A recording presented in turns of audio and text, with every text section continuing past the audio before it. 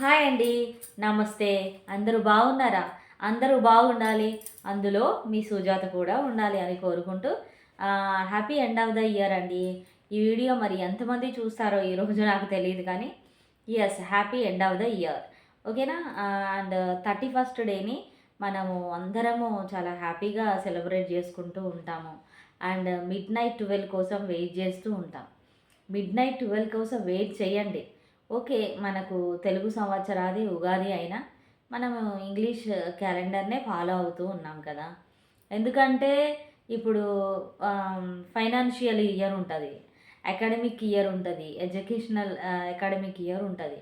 మరి ఇంకా ఇలా మనం అన్నీ కూడా ఇలా ఫాలో అవుతూ ఉంటాం. ఇంగ్లీష్ క్యాలెండర్‌నే ఫాలో అవుతుంటాం.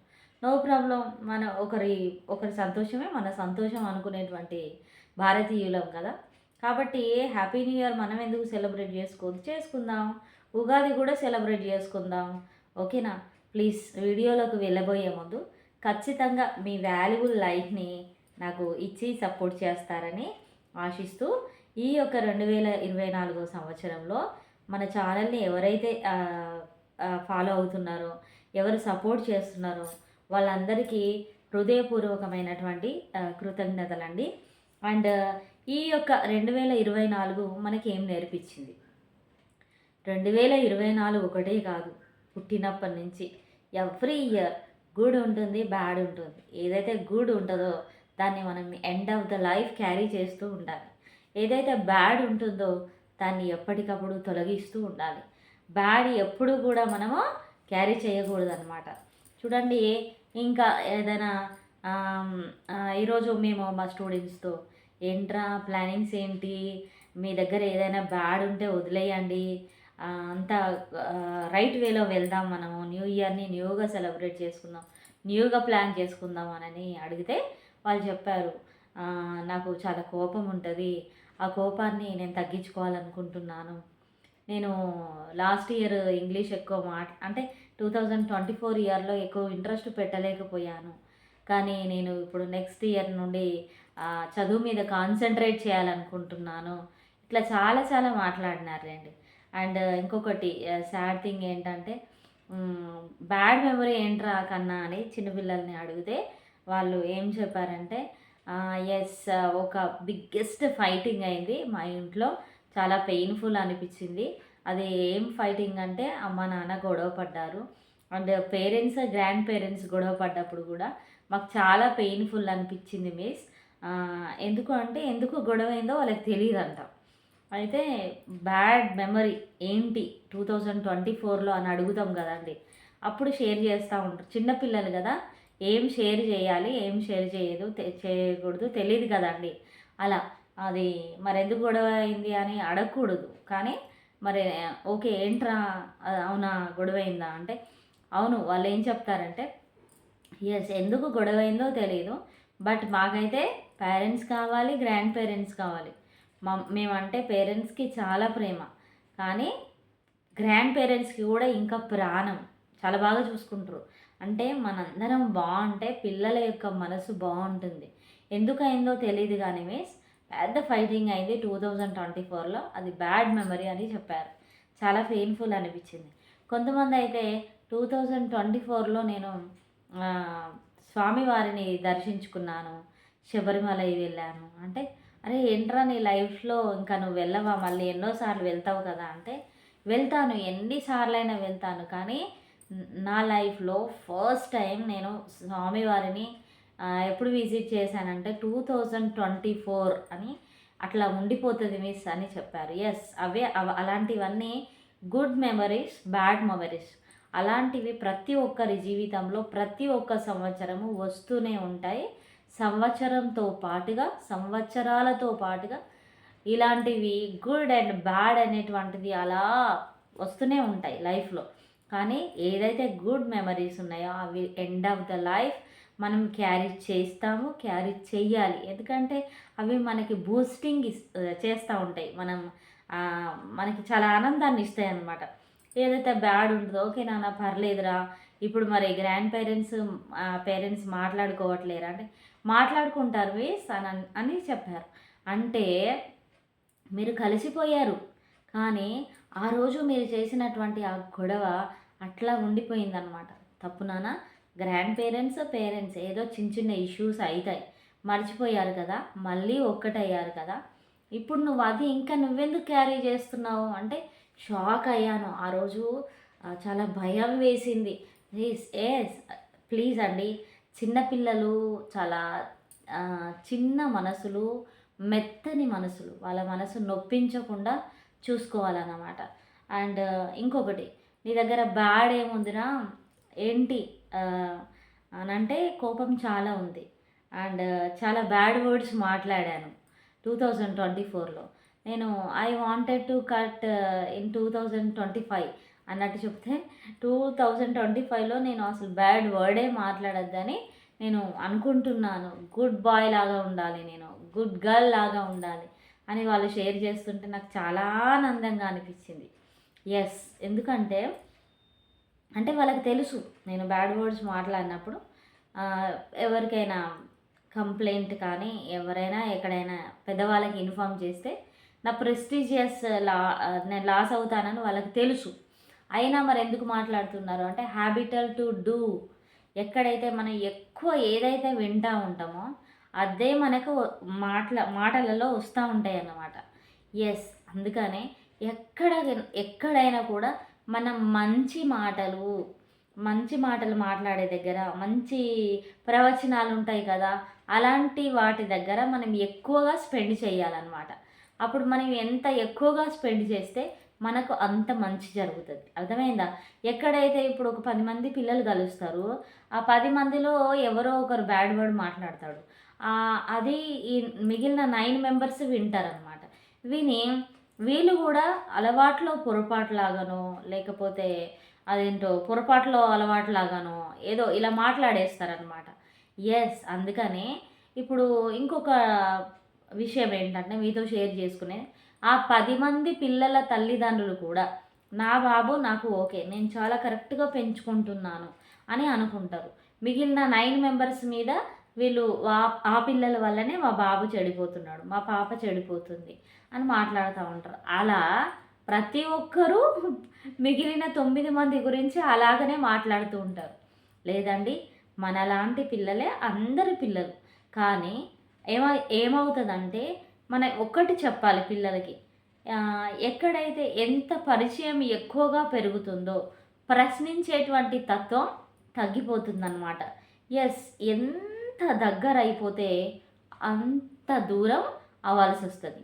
అందుకని మరీ దగ్గర అవ్వాల్సినటువంటి అవసరం లేదు. హాయ్ బాయ్, ఓకేనా? ఇంతవరకు చాలు.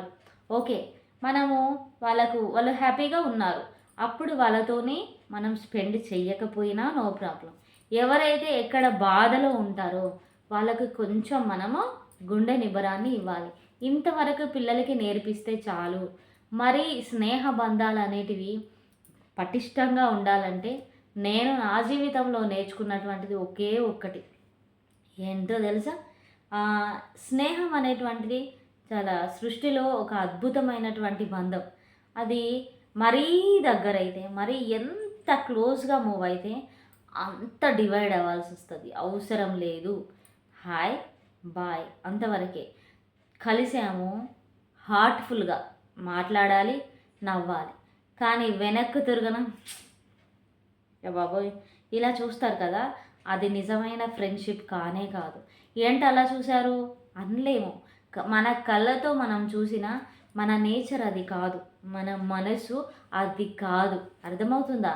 మన మనసు ఏంటి అలా చూశారు, అయ్యయ్యో మీకు నచ్చలేదని మాట్లాడడం అని అనలేము. ఎందుకంటే అది మన నేచర్ కాదు.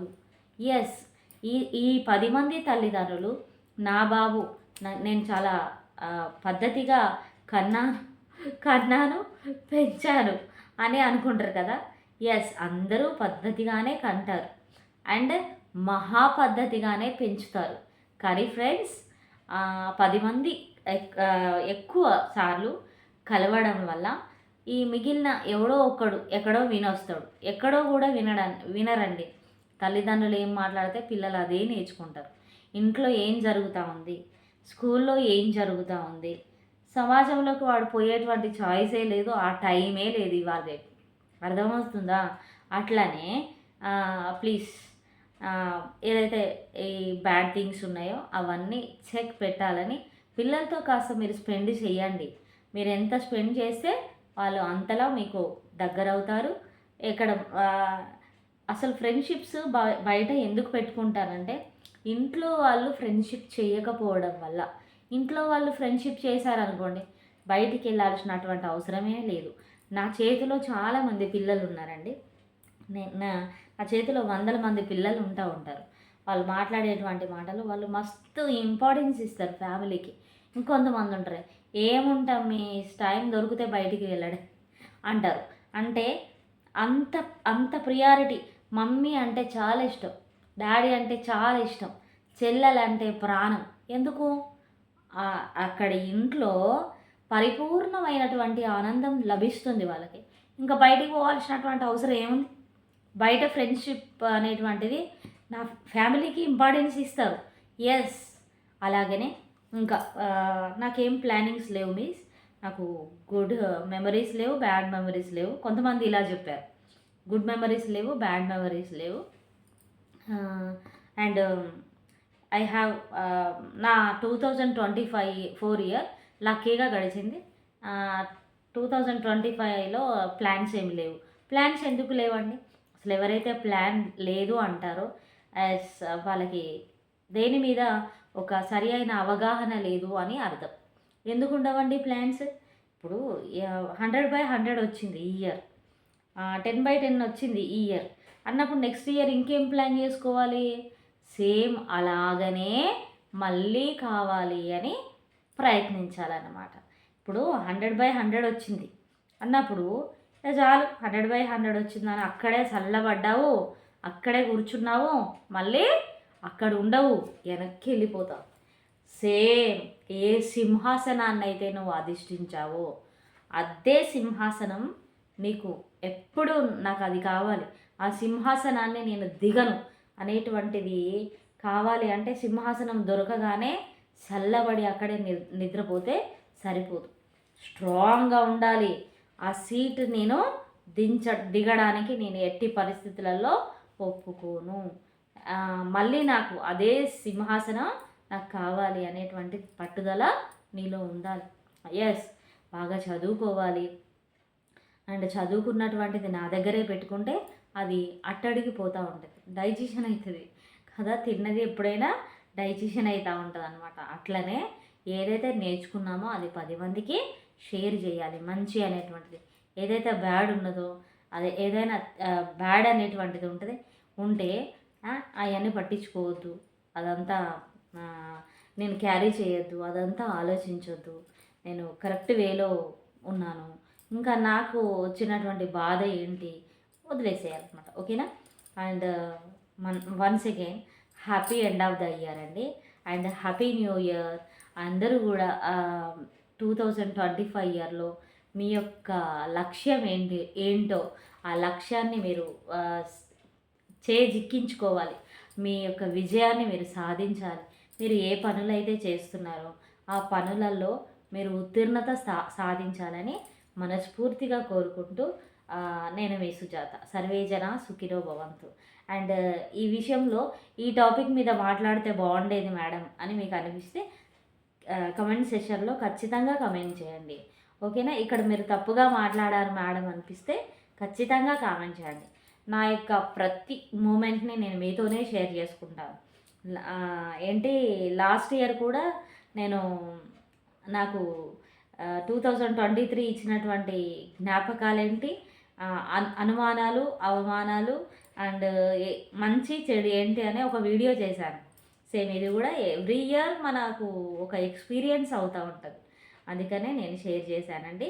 ఏదైనా తప్పుగా మాట్లాడాను, ఎవరినైనా హర్ట్ చేశాను అనిపిస్తే ప్లీజ్ క్షమించండి. Bye bye. Once again happy new year for all.